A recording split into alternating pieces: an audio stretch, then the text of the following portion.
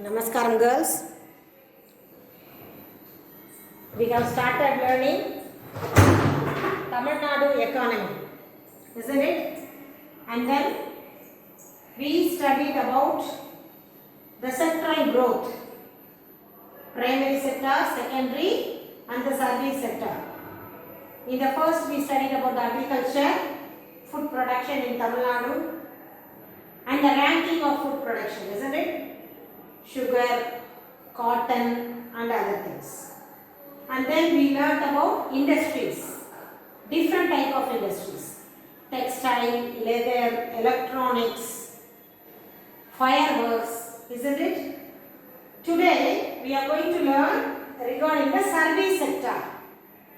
This service sector includes banking, education, health, transport and communication. So what are all the developments in the service sector in Tamil Nadu? That we are going to learn in this video. If you take banking, 14 banks are nationalized at first. In the year 1969, 14 banks were nationalized.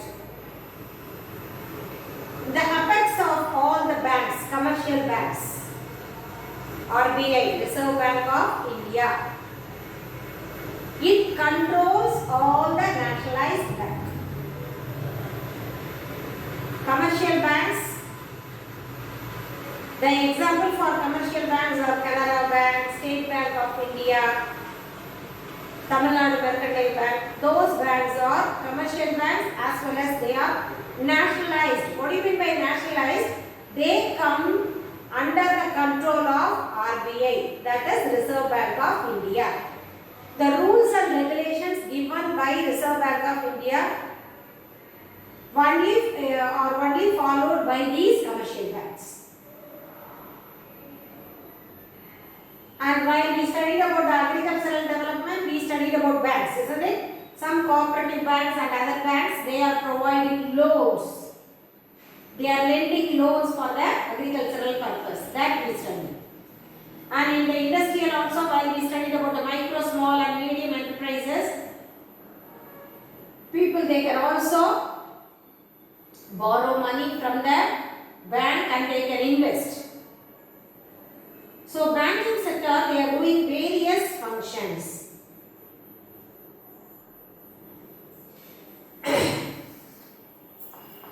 So first one we are going to see banking. And in the regarding the education, how many students are educated in Tamil Nadu? What is the education level of Tamil Nadu?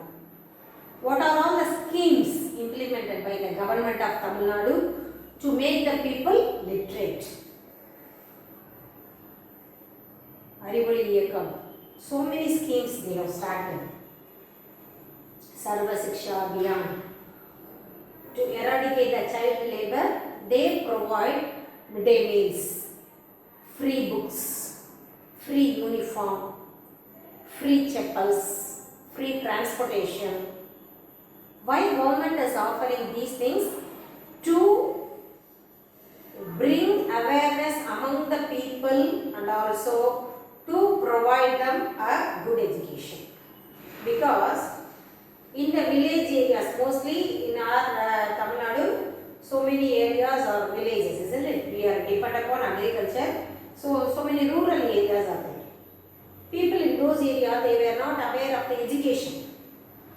So to bring their children up, government is offering these things. So by offering these things, the government has increased the number of students, education. And what is the level of the middle schools children, primary, secondary and higher secondary and also the graduates. So everything we are going to learn under the topic education. And moreover, they both were connected. If you want to go for higher studies, you can get the educational loans from the banks. Banks are providing to make the children study. The banks are providing educational loans. And health and hygiene, so many primary health centers, isn't it? The government is establishing many primary health centers, urban health centers, many hospitals, which are who are providing very good medical care to the people.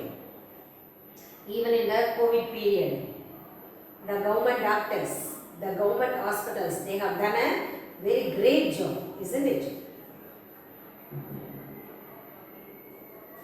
They did not bother about their life. They sacrificed their life and they protect us from the pandemic. So those services should be valued.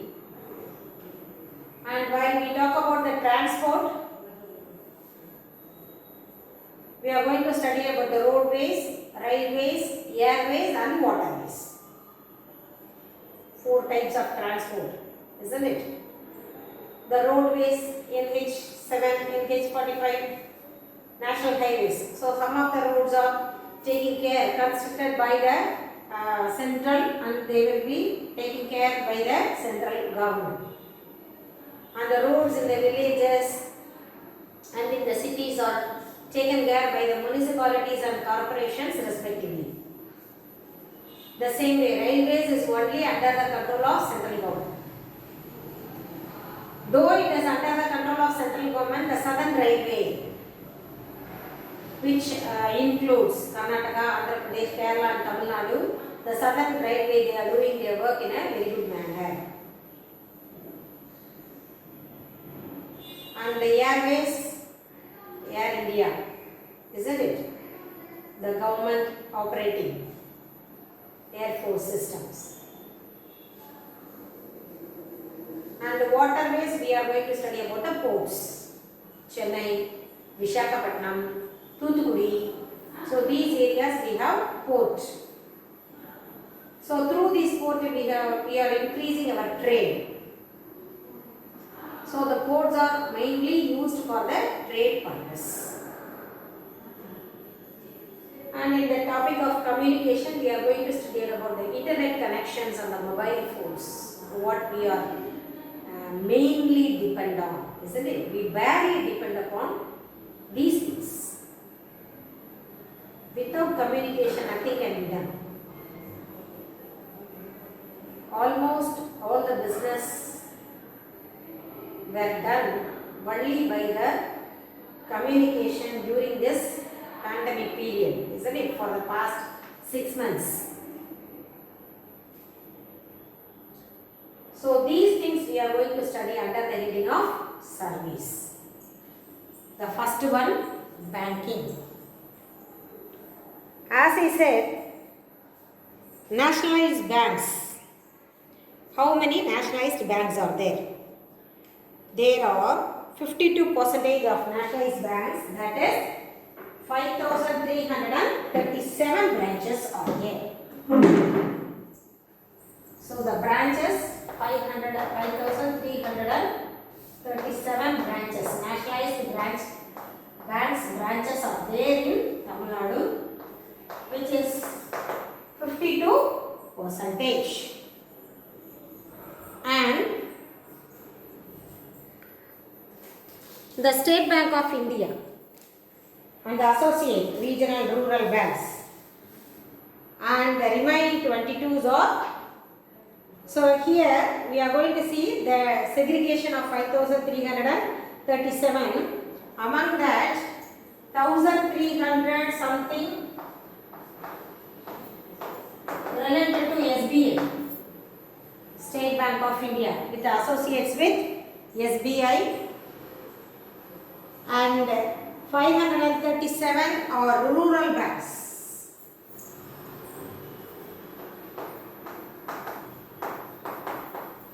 Rural banks.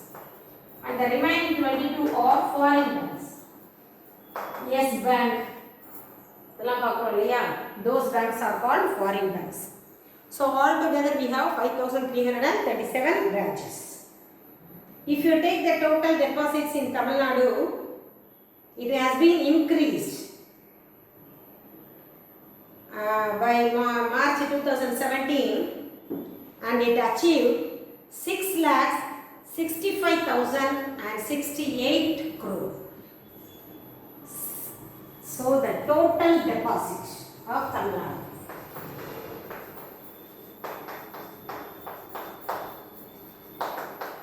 6,68,069 crores, more or less 69 crores. And the share of the priority sector.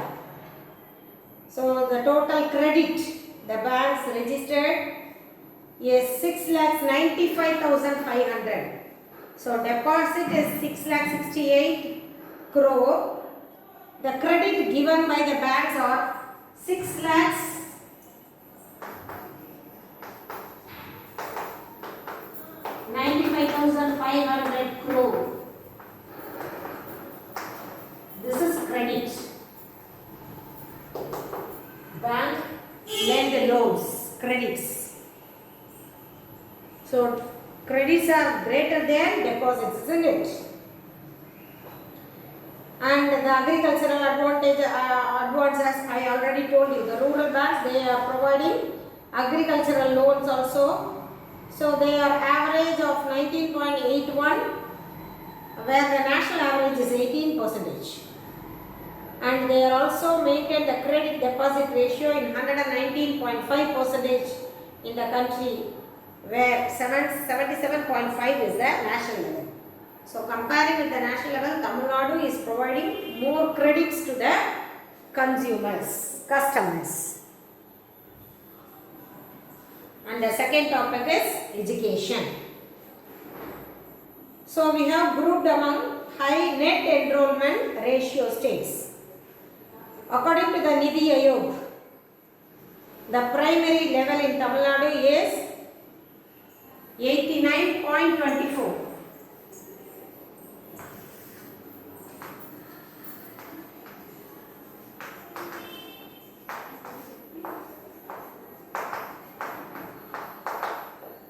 Given by Niti Aayog.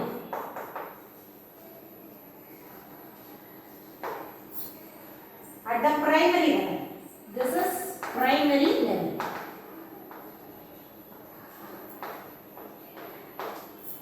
Which is higher than the national level. If you see the national level, it is only 79.94. But in Tamil Nadu primary level, 89.24% of the students are entering at the primary level. And it is also higher than Kerala. Usually, we used to say the state Kerala is has the more literate people, isn't it? The well-educated, more educated people are there in Kerala. We used to say that. But compared with Kerala, Tamil Nadu is higher than the entry of the primary level in education. And the gross enrollment ratio in the primary level, that is from class 1 to 5, is 118.8%, and then upper primary, that is 112. So primary gross means total. Gross net enrollment ratio 180 at the primary, 112 at the upper primary. Upper primary, this is 1 to 5, this is 6 to 8. That is called upper primary. So upper primary 112, and the secondary level is 62.7, and the higher secondary level is 49.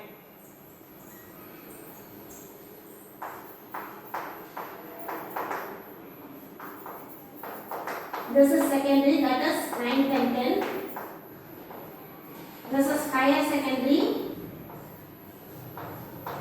that is 11th and 12th. So they have given the ratio, gross enrollment ratio in the different level of education. If we talk about the higher education, we used to talk about the colleges and other things, isn't it? So in Tamil Nadu we have 59 universities, 40 medical colleges, 517 engineering colleges.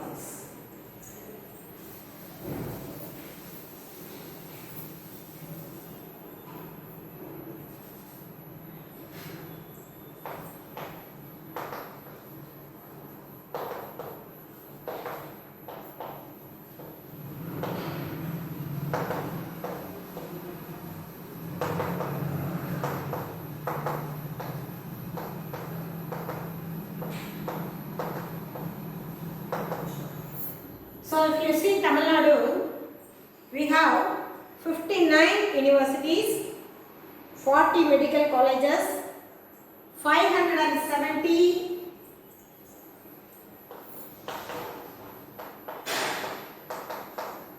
engineering colleges, and also 2260 arts and science,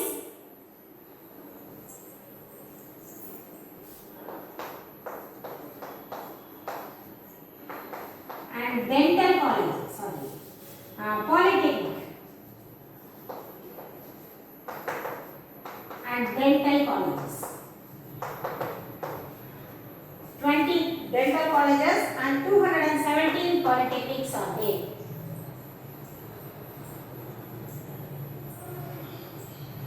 Sorry, 447. 447 polytechnic colleges are there and 20 dental colleges are there. So these are the things we have in Tamil Nadu. That is 59 universities and 40 medical colleges, 517 engineering colleges, 2260 arts and science colleges, 447 polytechnic colleges and 20 dental colleges. So every year